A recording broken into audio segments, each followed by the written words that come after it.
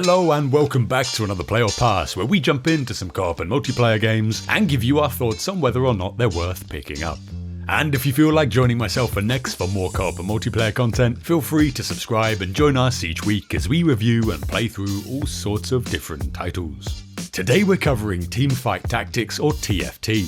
TFT was released in 2019 and expanded the universe of the MOBA title League of Legends into a whole new genre and to an entirely different audience. While League is one of the most popular MOBAs in its field, TFT brings something entirely new to fans of auto battlers.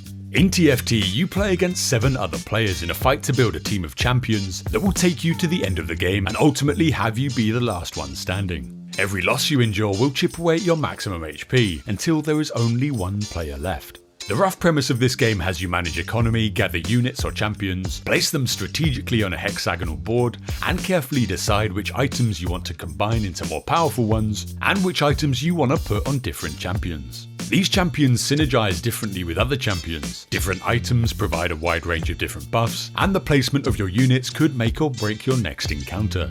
This complexity really creates a game in which you have to think on your toes, strategize and try and stay a few moves ahead of the opposition, and once you've got all of this done in the time limit and the round starts, the battle is then automated, so you'll need to carefully plan your strategy in the short time between each round, because once it starts there's nothing you can do but sit back and enjoy a win, or grit your teeth and accept defeat. TFT is a hugely popular game in this auto battle genre, and it gets regular updates and balancing patches, so we jumped in to let you know in 2021 if Teamfight Tactics is a play or a pass. If you're looking for a general change of pace, turning towards the auto chess or auto battler genre might be a good choice, with a modern day take on a strategy game combining real-time and turn-based elements into one well-polished title. Riot's Teamfight Tactics has found its place within the top of this genre, hosting impressive view counts on Twitch and even a growing esports presence. TFT is an 8-player free-for-all where you play as one of these little legends, slowly building up a roster of champions in order to be the last player standing on the map. Every little legend starts at 100 HP and winning rounds will chip away at your opponent's health. Character movement is buttery smooth as you might expect, the engine clearly borrowed from their MOBA League of Legends, which means textures are also easy on the eye due to Riot's iterative visual improvements. You have the option to play ranked or unranked all under the guise of a free-to-play model, with a number of cosmetic options available from the store through direct purchases of things like Little Legends, Arenas or the Battle Pass. This all seems fairly above board as Riot seem to have a knack for finding that unobtrusive space between not limiting the gameplay for those that are broke and rewarding those that find their parents' credit card. Players will battle each other through a number of stages consisting of PvE, PvP and carousel rounds, all in order to reach that top spot as the last little legend standing, or at least in the top 4, which is also somewhat considered a win. You just gain less ranking points in 4th than you would in 1st. The PvE rounds are kind of freebies that will spike your dopamine levels with randomly dropped items. PvP rounds where you face off against a randomly selected opponent with the sole aim of reducing their HP closer to 0.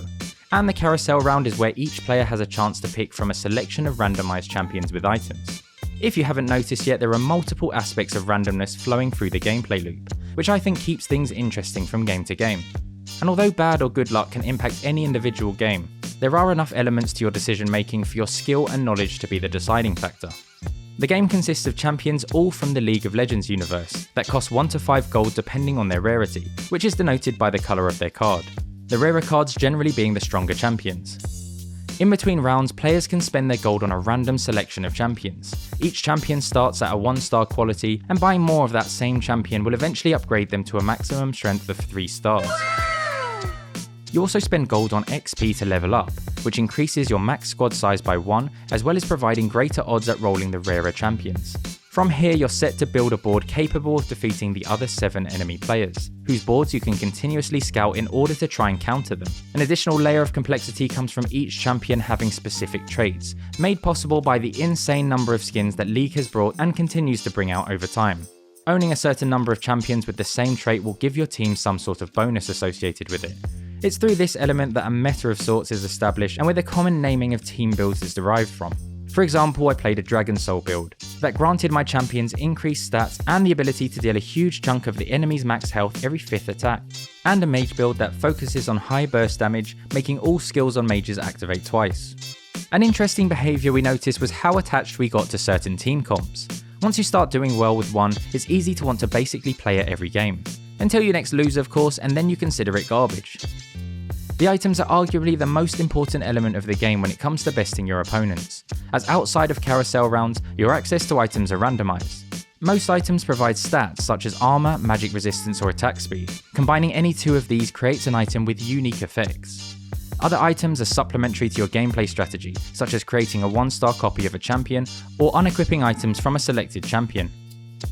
Positioning, like in any strategy-oriented game, is absolutely vital, providing interesting outplay opportunities. On top of putting your tanks at the front and ranged at the back, there is great complexity in exploiting where the enemy champions will attack based on where you place them, allowing you to try and play into your build's win condition more often. This is because at the start of each round, champions will attack the enemies closest to them. For us, there is a time and a place for a game like this. The genre is not going to be everyone's cup of tea, but we've certainly had a lot of fun coming up with random builds, and it's something we're likely to jump on from time to time with friends for a chilled session. TFT really is a strategy game at its core, and a thinking gamer's game. There are times in the game where big brain plays leave you feeling like Einstein, and other times where little brain plays have you feeling like a potato.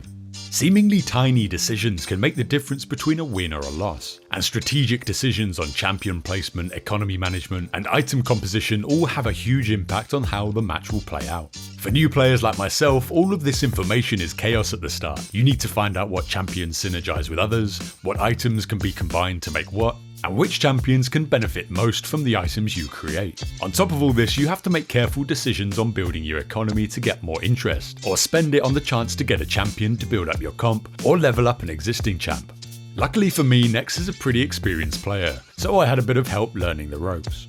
When you take all of the dynamics of the game and mix them up with the strict time limit you have between rounds, you end up with a mixture of fast-paced thinking and general game complexity that makes every game exciting. And even if you don't win, it's easy to get hooked and you leave a game with the feeling of being drawn into the next one to see if you can do better. To us, this game is clearly a game that lives and dies by the gameplay. However, saying that, graphics do help, and graphically the game does have a nice aesthetic. There are a bunch of different boards you can play on, and the effects of spells and champion abilities look good without overwhelming the screen. Overall, we gave TFT a 4.5 out of 5. And if you're a fan of strategy games or auto battle games, this might be a great option for you to try. Let us know in the comments what you think of the game, or whether or not you agree with our review. We're the Bullet Sponges, and we'll see you in the next one.